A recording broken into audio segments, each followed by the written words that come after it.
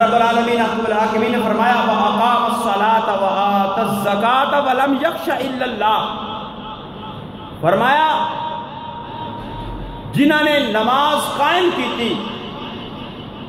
اور زکاة کو ادا کیتا اور اللہ تو علاوہ کسے تو نہ ڈرے۔ اسی آج تھانے دار تو ڈرنے ہیں، ایس پی تو ڈرنے ہیں، لیکن اللہ تو نہیں ڈر دے، اللہ تو نہیں ڈر دے۔ ساڑا ایمان اتنا کمزور ہو چکے ہے کہ وہ پتہ لگ جائے گا کسی چور نو کہ تھانے دے اندر تھانے دار سخت آ گیا ہے تو چور چوری کرنے لگا ذرا ڈردا ہے کہ پکڑے ہی نہ جاواں۔ لیکن اے مسلمان تو کتنا دلیر ہو چکیا، کتنا تیرے دل وچوں اللہ دا ڈر اور خوف ختم ہو گیا کہ تو اس بات نو جانن دے باوجود کہ او ذات و وحدہ لا شریک ذات جس تو کوئی بھی تیرا فعل پوشیدہ نہیں، تو 7 کمرے کے اندر بند ہو جا،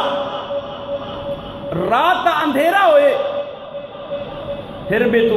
اللہ دی نافرمانی اور گناہ کرے گا، لوگاں دی نظرہ تو بچ جائے گا، رب دی نظر تو نہیں بچ سکے۔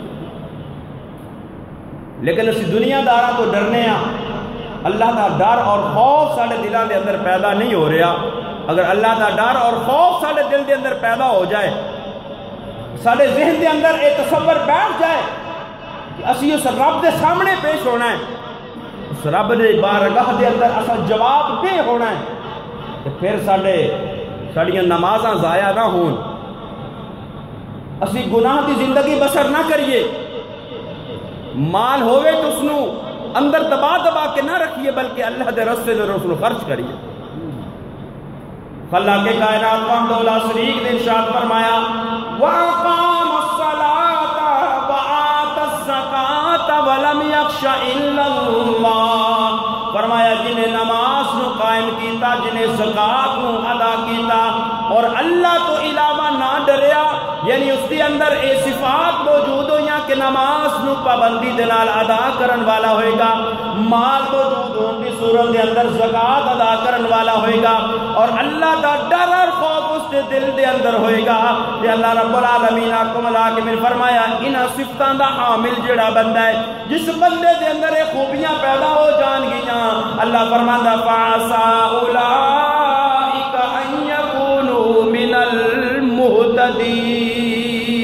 اللہ فرماندا یہی ہدایت والے ہوں گے،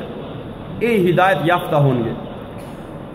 یعنی جتنی عبادات دے اندر